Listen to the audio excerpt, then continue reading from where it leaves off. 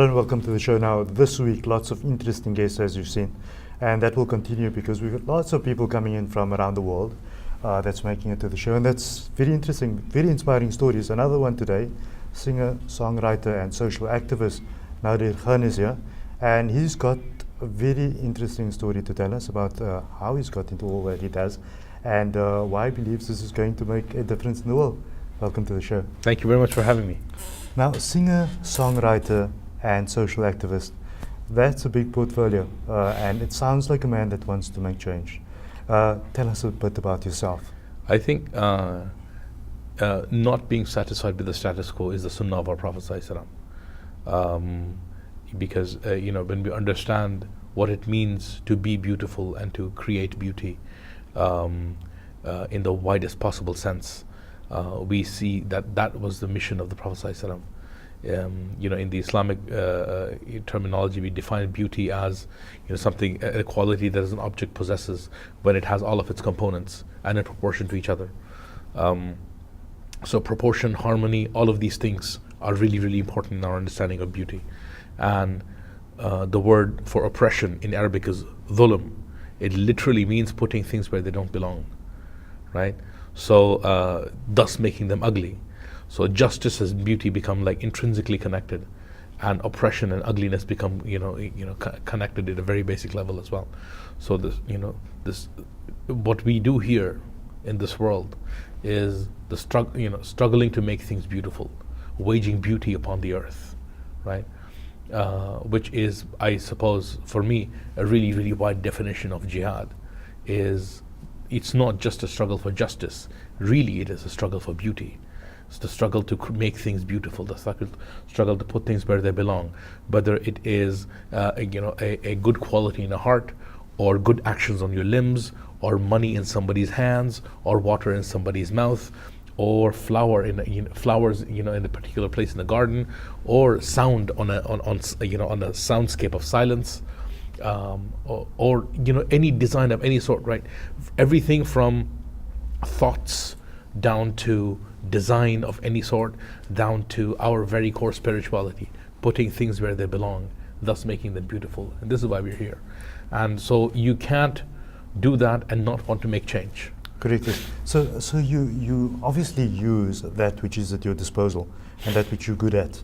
And what we've come to determine, just our pre-chat before the show, some things that you were telling me about how you worked out certain things with regards to your drums or duffs and stuff. I realized that you obviously have a passion for what you do, and that passion comes across. I've been to an event last night which you were rendering some verses, and I was quite amazed at all of that. Where did all of that come from? Oh, wow. Where did it come from? If I could answer that question, yes, I'd replicate my creative process more often. Yes. But I've been singing all my life, pretty much. So it's always been part of you. It's always like singing and music was always part of me. Yeah. My life took some its own turns where you started to step more towards spirituality and try to come to terms with how do I reconcile my musical passion with my my urge to become more spiritual, my pull in that direction. And alhamdulillah, I think somewhere in the mid-90s I was able to reconcile that somewhat, and then channel that passion in this context of devotional music. I had my own experiences with economic difficulties, which showed me the very real need for making a difference in that area. And it's very easy for us to sort of sit in our corners and sing songs to ourselves. But if we're not making the world beautiful through that, what's the point? I had I had a 5-month bout of homelessness in Dubai, where I held a full-time corporate job, but for many reasons I was basically living out of a rented Mitsubishi Lancer. But while you held the job? While I held the job, that money that I was earning was needed to go somewhere else, needed to go for my kids, and I had a choice to make between sending it for my kids in Canada or getting my own place. And any father worth his salt would pick his kids over himself. And I just tried to do what was right. But that experience was a very powerful experience for me. What it showed me is, like how real suffering is. Correct, yes. So essentially what you find is that you go through certain things in life, like those incidences, and I think you pick up that we take simple things for granted, and so at some point when you don't have that anymore, you realize how big that small thing to you was. So it's a small thing Absolutely. that becomes a big thing Absolutely. because you don't have it. Absolutely. So, Absolutely. so I think there's a lot to be learned from there, but everything in life, they say that there are no failures in life, there are no mistakes. Everything is just there to lead you in a certain direction. On a path, of course. So that you can inspire others to do what you want them to do. Your path seems to have been of that nature. It's a pity we're doing such a short interview. But what is it out there that you want to tell people through your works? People are following your works, they're being inspired by what you do. But what is it that you want them to know and feel? I think the hope is, and the aim is, the intention behind what I'm doing is to connect hearts to the Prophet ﷺ. Because for the past 1400 years, love for the Prophet ﷺ has been the core transformative force of our spiritual tradition. And it is in the past 100 years where that has begun to be dismantled by those who would comment on, don't love him too much because that's extreme. How do you love too much? How do you love too little? How can you love someone too much when God himself loves him more than anyone else? Right? Are we saying that we can have the capacity to love more than God? Like, absurdities like that. But sound bites of these absurdities have begun to distance people from love for the Prophet ﷺ, and this needs to be restored. So the whole point is of what I do is to try and exemplify, or try and create opportunities for people to exemplify, prophetic mercy. I had been involved in fundraising for food banks and what have you for a few years. And then a couple of years ago, we started off our own record label for my new album, which came out a couple of months ago. We started off a record label, First Spring Records, First Spring from Rabiul Awwal, right? And the aim was to, every single album that I would do henceforth to be connected with a specific charity cause, so that 100% of the sales proceeds from that album would go to that cause. So we had investors, we told them we don't want your money, because then you're concerned about just returning their money back to them. And so we crowdfunded the production funds, and then we did some more extra fundraising as well. And so we didn't raise it completely, but enough for us to begin the production. Production ended very recently. The album Water launched at the end of May. We did an album tour across the UK, and in just a couple of months, we managed to raise more than $200,000. And that's all of that is being donated to Water. All of the sales from the albums are being donated to Water Aid Canada, and that's going to a project out in Zambia with 50,000 people, 7 villages, creating sources of clean water, educating them in sanitation, what have you. And the large chunk of the money that was raised was of a charity based in the UK called Penny Appeal. And they have water projects around the world that they are donating water.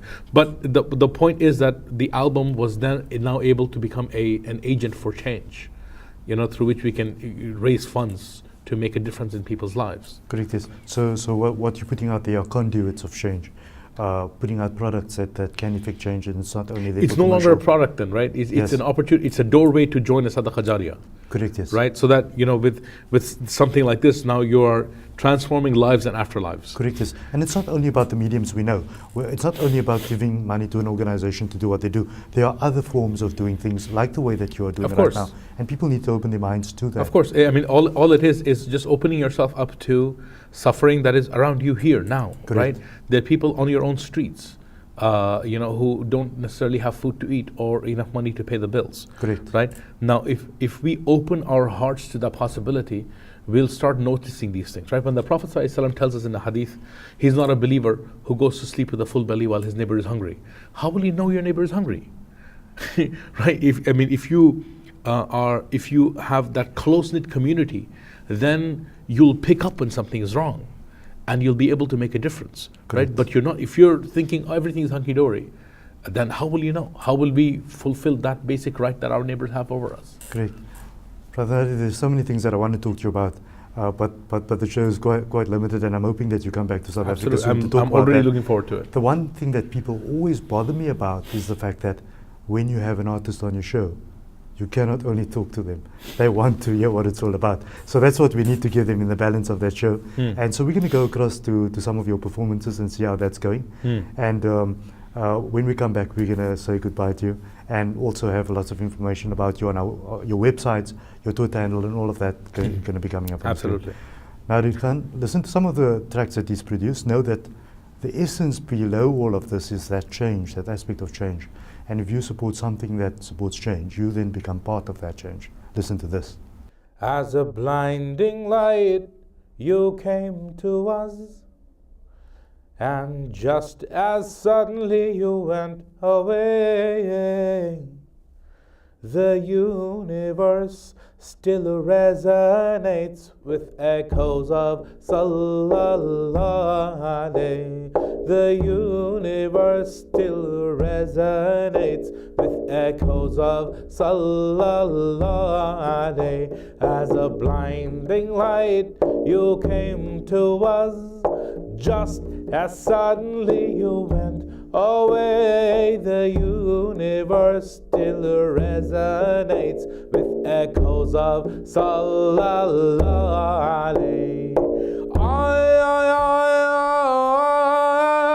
Oh, flash of light in the flow of a time, sweet Medina, beloved of mine. I speak with you in broken words with a broken heart and a broken rhyme. My life is you, my love is you, connection to the Lord above is you, my means to earn His love is you, my cure from distress and dismay. The universe still resonates with echoes of Salah. As a blinding light, you came to us, just as suddenly you went away. The universe still resonates with echoes of Salah. I am more generous, there's never been more beautiful, wasn't never seen. I surrender at your doorstep all my dunya and my deen. Oh, one who came to the merciful sight when He said, let there be light, convey my broken hearted plight, that a glance of mercy be cast my way. The universe still resonates with echoes of Salah.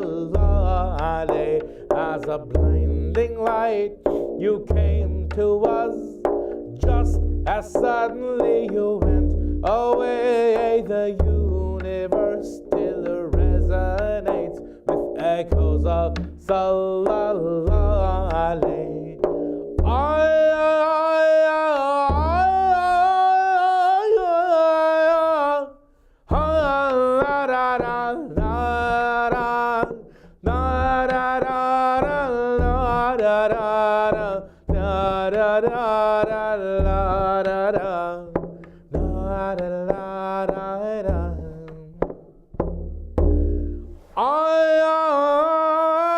No eye has seen such beauty as thine, no dame has born such a one so fine. You're created free of flaw, as if by your own design. You're created free of flaw, as if by your own design. May the Lord upon you send His peace, salutations and blessings that never cease, and to us a gentle breeze that makes us weep our nights away. The universe still resonates with echoes of Sallallahu Alaihi. As a blinding light, you came to us, just as suddenly you went away. The universe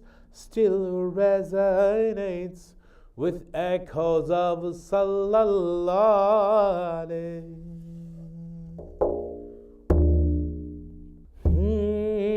I envy the sand that met his feet. I'm jealous of honey he tasted sweet, of birds that hovered above his head, of spiders who spun their sacred web to save him from his enemies. I envy clouds formed from the seas that gave him cover from the heat of a sun whose light could not compete with his, whose face did shine so bright that all was clear in blinding night. Rasulallah, Nabi Allah, Hawa Shafi Allah. I envy, sightless trees that gazed upon his form, completely dazed, not knowing if the sun had risen or if the sky was in unison with those who prayed and fasted too, simply because he told them to, with truth and kindness and charity from God who gave such clarity. His mercy comes in one, he said, to make our hearts more heaven bent. Rasulallah,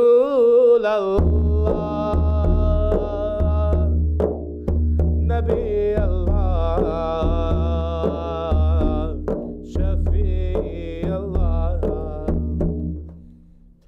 Oh, I pity all who think it odd to hear him say there is one God, or he was sent from God to men to own our spirits' acumen. It's pride that blinds us from the sight that helps good men to see his light. He taught us all to be God's slaves, and he will be the one who saves humanity from sinful pride. Muhammad has God on his side. Oh, Muhammad has God on his side. I envy, all there at his side who watch the turning of the tide as truth prevailed and falsehood fled and hope restored life to the dead. The cup that gave him drink, his thoughts that helped us all to think, to be a thought that passed his mind, inspiring him to act so kind. For me this world is not one jot, if I could simply be a thought. O Rasulallah, Nabi Allah, Shafi Allah, Habib Allah.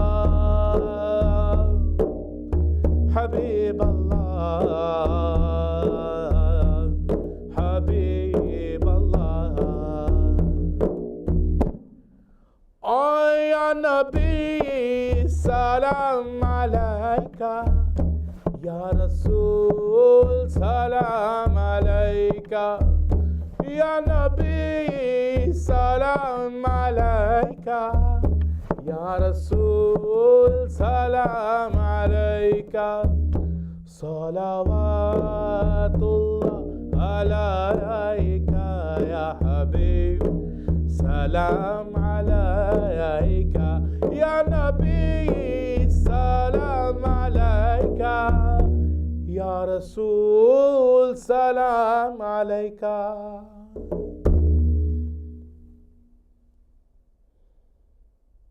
Now, you have to admit that that was absolutely inspiring, something that all of us and the genre that we all should be involved with. Nader Khan and his works, all the details on the screen, his website, his albums, how to obtain that, and that sort of thing. Until next time, thank you for joining us. We're hoping to have him soon back in studio when he comes back to South Africa. Goodbye.